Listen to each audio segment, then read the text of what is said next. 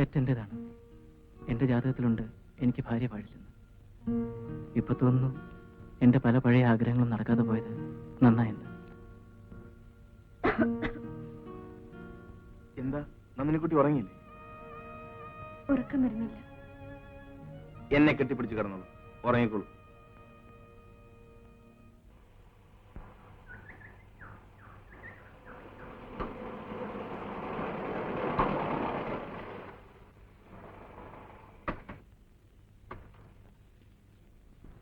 എന്താ ബാച്ചിയുള്ള 1-ാം തീയതിയായിട്ട് വിശേഷം? 1-ാം തീയതിയായിട്ട് വിമാനാപകടമാ പത്രത്തിൽ വായിച്ചത്. 150 പേര് മരിച്ചു വന്നു.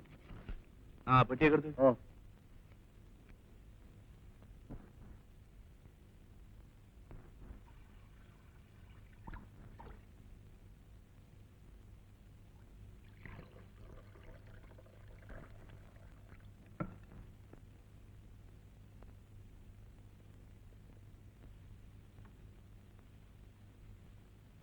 ചായ.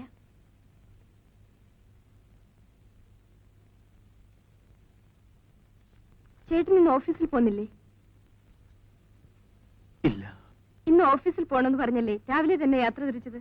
2 ദിവസത്തേക്ക് ഞാൻ പോകുന്നില്ല നന്ദിനിക്കുട്ടി. എന്താ കാര്യം? എങ്ങോ ഒരു വിമാനം തകർന്നേനാണോ? വിമാനം തകർന്നത് എങ്ങുമാണ്. പക്ഷെ അതിൽ മോഹനും ഉണ്ടായിരുന്നു നന്ദിനിക്കുട്ടി.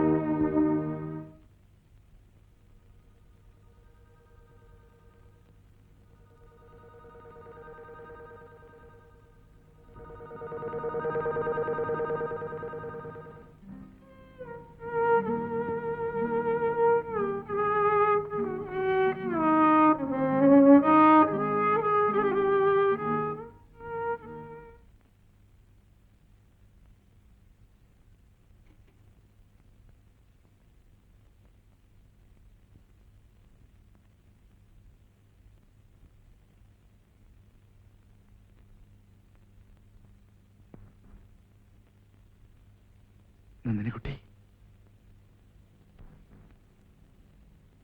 നന്ദിനിക്കുട്ടി, നന്ദിനിക്കുട്ടി. രവി, ലോകത്ത് അബോർഷനും മറ്റും സാധാരണമാണ്. അതിന് നിങ്ങളിങ്ങനെ കിടന്ന് വിഷമിച്ചാലോ?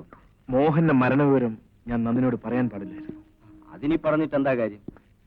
വരാനുള്ള വഴി തങ്ങും. നന്ദിനിക്കുട്ടിയുടെ ഹാർട്ടിനെ പറ്റി ഡോക്ടർ എന്താ പറഞ്ഞത്? നിങ്ങൾ എന്തെങ്കിലും കേൾക്കാൻ കാത്തിരിക്കുക. ഹാർട്ടിന് ഒരു തകരാറുമില്ല, അല്പം വീക്കാണെന്ന് മാത്രം. അത് ചിലർക്ക് അങ്ങനെയാണ്. അതിന് ചികിത്സയോ ഓപ്പറേഷനോ ഒന്നും വേണ്ട. മനസ്സെപ്പോഴും ഹാപ്പി ആയിരുന്നാൽ മതി. പിന്നെ വാസന്തി ഹോസ്പിറ്റലില്ലേ, നമുക്ക് നാളെ പോരുകയും ചെയ്യാം. നിങ്ങൾ ഇങ്ങനെ വിഷമിച്ചാലോ? കമോൺ.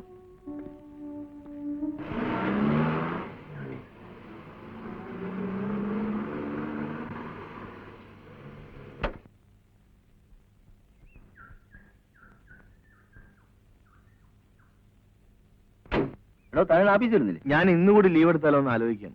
വേണ്ട വേണ്ട നന്ദിനിക്കുട്ടി, തന്റെ ഭർത്താവിയായിട്ട് ഭയങ്കര ഉഴപ്പാ. വേഗം ഓഫീസിലോട്ട് വിട്ടേക്കണേ.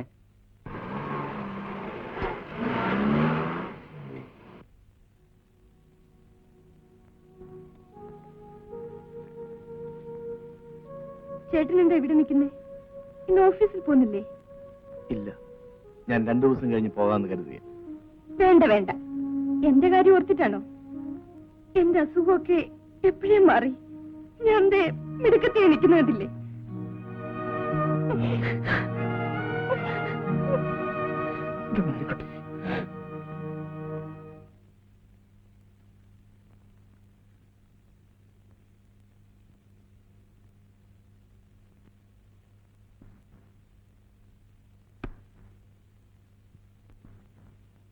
എന്നെ മനസ്സിലായോ? സാറിന്റെ ഭാര്യയില്ലേ? അകത്തേക്ക് വരൂ. ഇല്ല, കുഞ്ഞൊറ്റയ്ക്ക. എനിക്ക് ഒരു 25 രൂപ തരാമോ? അയ്യോ, പിന്നെന്താ? അദ്ദേഹം ഇവിടെ ഇല്ല, 2 ദിവസം കഴിഞ്ഞേ വരൂ. അയ്യോ, കുഞ്ഞൊറ്റയ്ക്ക് കിടക്ക്. അങ്ങോട്ടൊന്ന് വരാമോ? വരാം.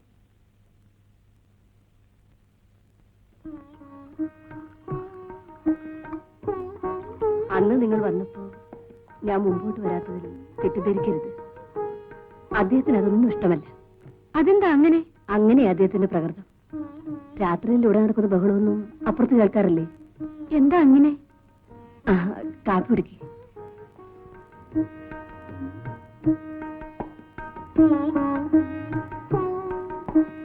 രാത്രിയിൽ കുറച്ച് ബഹളമുണ്ടാക്കിയാൽ അദ്ദേഹത്തിന് ഉറക്കം വരും.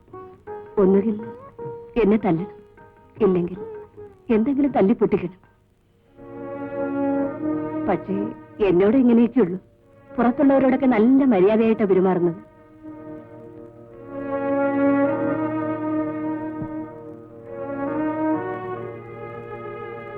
ഈ പേന വെച്ചാണോ എഴുതുന്നത്? അങ്ങനെയൊന്നുമില്ല. പേന വേറെ 5-6 എന്താ? ഒന്നുമില്ല. അദ്ദേഹത്തിന്റെ പുസ്തകങ്ങൾ ഒരുപാട് ഞാൻ വായിച്ചിട്ടുണ്ട്. അവയൊക്കെ എനിക്ക് വളരെ ഇഷ്ടമാണ്. അദ്ദേഹത്തിന്റെ പുസ്തകങ്ങൾ എനിക്കും വളരെ ഇഷ്ടമാണ്. ഒരിക്കൽ ഞാനും അദ്ദേഹത്തെ ആരാധിച്ചിരുന്നു. അങ്ങനെയാണ് ഞങ്ങളുടെ വിവാഹം നടന്നത് തന്നെ. ചേച്ചി എന്താണ് ഈ പറയുന്നത്? ഒക്കെ പിന്നെ പറയാം. പറയാൻ തുടങ്ങിയാൽ വളരെയേറെയുണ്ട്. നന്ദിനിക്കുട്ടി ഇപ്പൊ പോയിക്കൊള്ളു.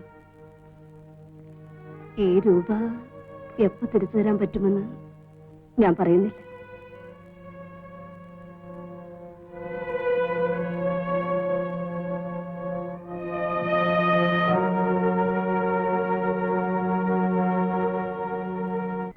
അപ്പുറത്തെ ചേച്ചിയില്ലേ, അവര് വന്ന് 25 രൂപ വാങ്ങിയിട്ട് പോയി. വല്ല ആവശ്യവും കാണുമായിരിക്കും. എഴുത്തുകാർക്ക് കാശ് കിട്ടില്ലേ ചേട്ടാ? കിട്ടുമായിരിക്കും. എവിടാ? ആര് കൊടുക്കാനാ? ഇപ്പൊ 30 അല്ലയോ എഴുത്തുകാര്.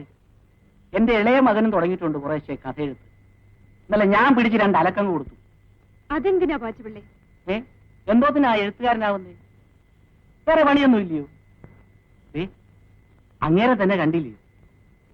എത്ര കിട്ടിയിട്ട് എന്തുവാ പ്രയോജനം? പക്ഷെ അവൻ കുടിച്ചു തീർക്കല്ലയോ? കുടിക്കോ? കൊള്ളാം, കുടിക്കോന്ന്.